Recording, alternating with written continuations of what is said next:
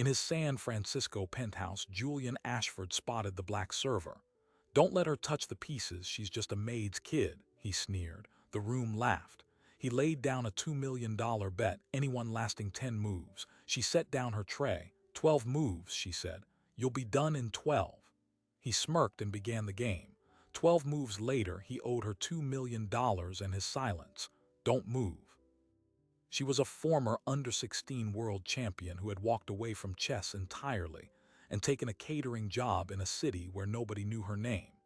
Julian Ashford had no idea he just challenged a ghost. This is the story of how the chess world's greatest prodigy vanished, and what happened the night she came back. Her name was Imani Okonkwo. She was 19 years old and had been washing wine glasses for 3 months at an event staffing company on Market Street. Her mother, Esther, cleaned office buildings downtown, the same buildings where men like Julian Ashford made deals that decided the price of everything. Imani had spent 6 years in a world Julian entered only as a spectator, and she had walked away from it without telling a single person. Imani learned chess at 6 on a board her uncle brought back from Lagos. By 8, she was beating adults at the community center. By 10, she was ranked nationally. At 14, she won the World Youth Chess Championship in the under-16 division in Slovenia. She beat a Russian grandmaster in training in 31 moves and smiled once for the camera. The chess world called her the future. They flew her to Dubai, to Moscow, to a private dinner with the president of FIDE. She sat across from people who promised her the moon if she kept winning. None of them were there when the money stopped. The endorsement checks dried up after a disagreement with the National Federation over travel stipends. At the same time, Esther Okonkwo was diagnosed with advanced kidney failure. The bills arrived in thick white envelopes. Imani spent her 16th birthday in a dialysis clinic waiting room, not at a chessboard. She withdrew from the World Junior Championship without explanation.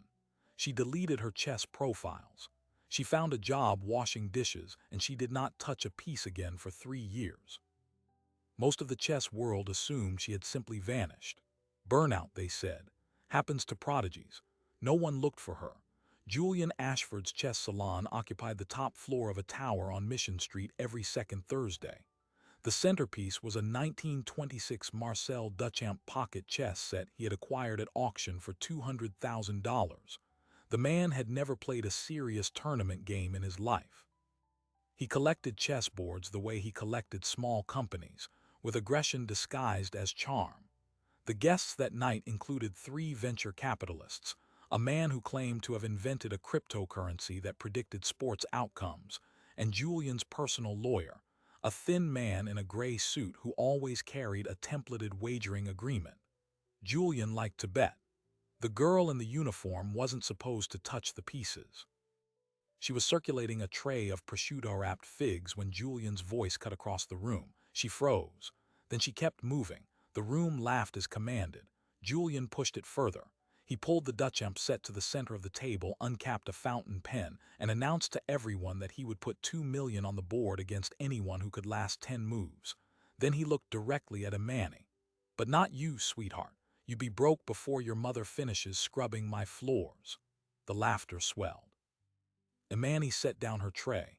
She smoothed the front of her apron, and she said a number no one expected. 12, not 10, 12 moves and he would be done. Julian blinked. Then he laughed, gestured toward his lawyer, and a contract appeared on the table. The room pressed in. Cameras came out. Someone counted down the start. Julian pushed a white pawn forward with the casual confidence of a man who had never been dismantled by a ghost. Imani didn't look at the contract. She looked at the board. And in the space of a single breath, she reached for her first move. She played the first move as if she had been waiting for this board her entire life. Black pawn to c5, the Sicilian defense, classical variation. Not flashy, not aggressive, just accurate. Julian pushed a second white pawn forward with a smirk, advancing toward the center without thinking. Imani responded instantly, developing her knight to c6. The rhythm of the early game was metronome steady, but anyone who truly understood chess could see the asymmetry forming. Julian was playing checkers on a chessboard. Imani was building a cathedral in silence. By move 4, The venture capitalists had stopped murmuring about deal flow. By move 6, Julian's smirk had vanished. He was staring at the board the way a man stares at a spreadsheet when numbers he trusted suddenly refused to add up. His queen was still on its starting square, pinned by an invisible web of threats he could not unsee. Imani had not looked up from the pieces once. She moved with the economy of someone who had solved this puzzle 100 times in a different life. Her hands were completely steady. On move 9, Julian reached for his queen and froze. His fingers hovered over the piece for 4 full seconds. The room had gone quiet. The only sound was the hum of the wine fridge and the distant whisper of traffic 20 floors below. Julian's lawyer, the thin man in the gray suit, had stopped typing on his phone. He was leaning forward now, watching his client's face, and what he saw there made him set the phone face down on the table. Julian's queen was cornered, trapped on the edge of the board by a sequence Imani had set in motion 6 moves earlier without him noticing. He had walked into a prepared ambush the way a tourist walks into a side street in a city he thinks he owns. Move 11. Imani slid her rook to the open file. Julian's options had narrowed to a single legal move, and that move only delayed the inevitable. He took it. His hand was trembling slightly, a tremor you would miss if you weren't watching for it, but the room was watching. Everyone was watching. The man who had invented a sports prediction cryptocurrency had his phone out recording. Later, that footage would be the only thing that mattered. Julian exhaled slowly. He knew what was coming. He had known since move 7, but he could not stop it. That was the nature of a trap built by someone who had studied the game while he had only purchased the accessories. Move 12.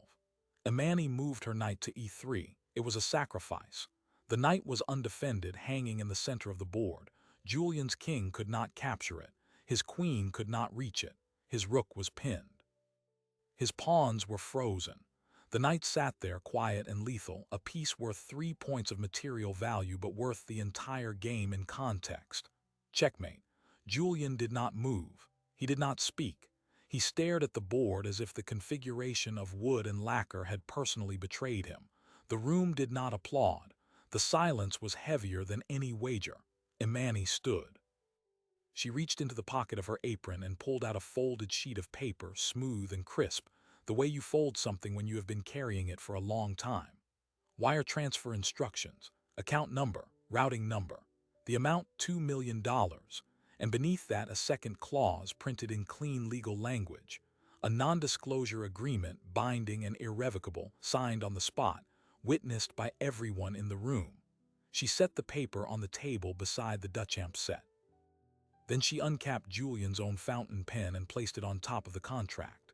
The lawyer in the gray suit read the NDA clause twice. His face went slack. He looked at Julian. Julian did not look back.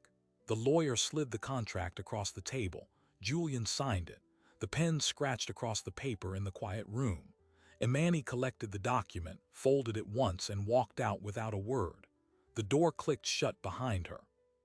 The $200,000 chess set sat untouched on the table, still frozen in the final position. The footage from the cryptocurrency founder's phone went up that same night. It was 11 minutes long, uncut, time-stamped. At first it circulated only among a small circle of tech insiders who recognized Julian's name and understood the scale of what had happened. A hedge fund titan, a $2 million bet, a caterer who dismantled him in 12 moves. The clip hit a private Discord server, then a subreddit, then a Twitter account with 300,000 followers that posted a single still frame of Julian's face at the moment of checkmate, mouth slightly open, eyes fixed on nothing. By morning, the clip had 4 million views. By noon, someone had identified the girl in the server's uniform. Her name was Imani Okonkwo. That information appeared in a tweet from a sports journalist who had covered youth chess for 7 years and recognized her face from an old tournament photograph. Within hours, the chess world woke up to a ghost. Forum threads from 3 years ago were resurrected. Someone posted her World Youth Championship game from Slovenia, move by move, with analysis. The contrasts were drawn in real time. The 16-year-old who had beaten a Russian grandmaster in training with a knight sacrifice almost identical to the one she had played on Julian Ashford. The thread was tweeted at a former world champion who responded with a single word: inevitable. By the end of the day, Imani's old FIDE rating had been pulled from the archives. It was higher than 98% of active players in the United States. She had been ranked number 3 in the world for her age group before she vanished. And no one had looked for her. Julian's publicist released a statement at 7 in the evening. It used words like private gathering, friendly wager, and mutual respect. It did not mention the NDA. It did not mention the $2 million. A reporter from a financial news outlet called the Wire Transfer Bank branch and asked a series of questions that no one answered. The story was already slipping out of Julian's control, and he understood control the way a drowning man understands the surface. He called his lawyer. He called his compliance officer.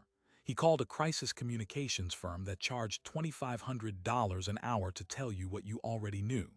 The strategy was simple: discredit the source, bury the footage, and make the girl go away before the board of directors asked questions. But the girl was not going away. She had walked out of that penthouse with $2 million and a signed document that bound Julian Ashford to silence forever. What she did not know, what no one in that room knew, was that Julian's fund was already under investigation by the Securities and Exchange Commission for something unrelated to chess. The $2 million transfer would trigger a mandatory disclosure. The disclosure would open a door that Julian had spent 18 months trying to nail shut. And somewhere in San Francisco, a young journalist at a nonprofit newsroom who had been tracking Julian's fund for 6 months saw the viral clip and felt something click into place. She sent Imani a direct message on an old social media account that had been dormant for 3 years. It said 3 words: "Let's talk tomorrow." Imani read it at 2 in the morning, sitting beside her mother's hospital bed, and she did not delete it. She typed a reply with one thumb, slow and deliberate: "I'll bring the receipts." Then she closed her eyes and waited for what came next. The room had changed. Now the whole world was about to see the board from all angles, and Julian Ashford still thought he was the one playing white. Maya Chen arrived at the hospital cafeteria at 8 in the morning carrying a laptop, a notebook, and a sealed court document she had pulled from the federal database at 3 a.m. She was 29 years old, wore no makeup, and had the kind of quiet intensity that comes from spending 6 months following a money trail nobody else thought was worth following. She slid the document across the table to Imani. It was a civil subpoena from the SEC, dated 6 weeks earlier, addressed to Ashford Capital Management. Julian had been under investigation for securities fraud, insider trading, and a dozen other charges that boiled down to one elegant fact: he had been moving money he was not supposed to move and lying to people he was not supposed to lie to. The $2 million wire transfer, flagged automatically by the bank, was the missing puzzle piece. It proved liquidity that did not exist on paper. It showed access to accounts he had claimed were dormant. It handed the SEC a smoking gun wrapped in a chess game. Imani read the document. She did not smile. She did not cry. She pressed her thumb against the page where Julian's name appeared in bold type and sat very still for a full minute. Then she told Maya everything. Not just the game, not just the insult, but the years before it. The sponsorship contracts that evaporated. The Federation officials who stopped returning calls. The hospital bills. The nights she spent cleaning office buildings with her mother because they were one missed shift from eviction. And then she said something Maya had not expected. Julian Ashford's fund was the majority shareholder in the pharmaceutical supply chain that had tripled the price of Esther's dialysis medication 18 months earlier. It was a detail buried in a financial disclosure Imani had found while Googling her mother's prescription costs, and she had never told anyone because she could not prove it was intentional. Maya set her laptop on the table and opened the SEC filing. The connection was not accidental. Ashford Capital had shorted the competitor's stock while simultaneously lobbying the FDA to delay generic approvals. They had profited from the price spike. They had made $17 million on the suffering of people exactly like Esther Okonkwo. Julian had not just mocked a maid's daughter. He had cashed checks written in her mother's blood without ever knowing her name. That afternoon, Julian's crisis team moved fast. They filed an emergency motion for a temporary restraining order, claiming Imani had defrauded him in a fixed game.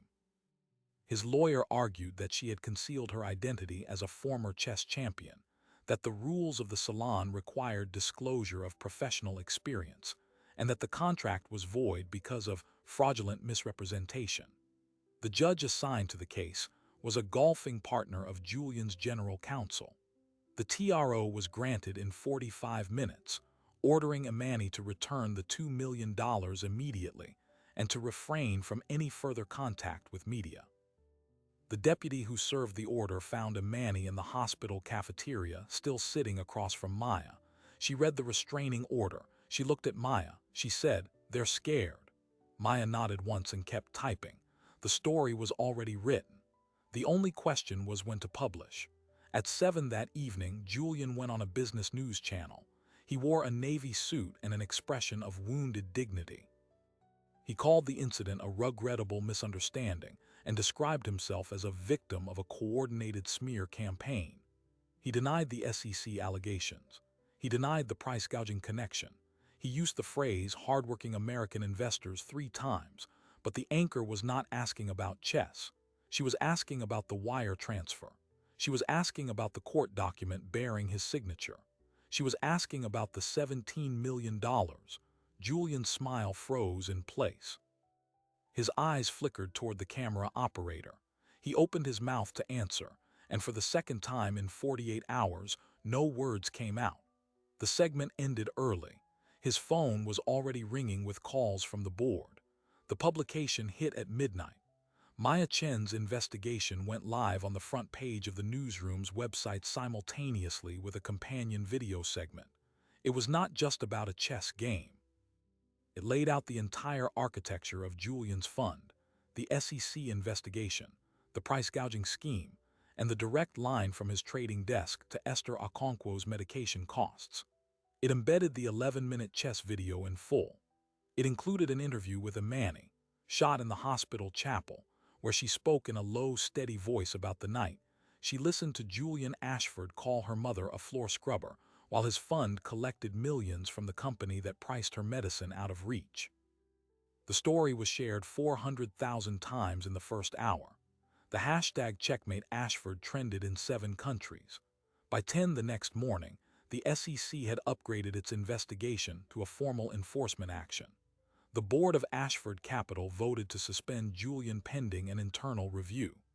The pharmaceutical supply chain's CEO issued a statement expressing deep concern and promised a full internal audit that no one believed. The emergency TRO was vacated by a superior court judge who noted, in a 2-sentence ruling, that the original order was procedurally irregular and unsupported by evidence.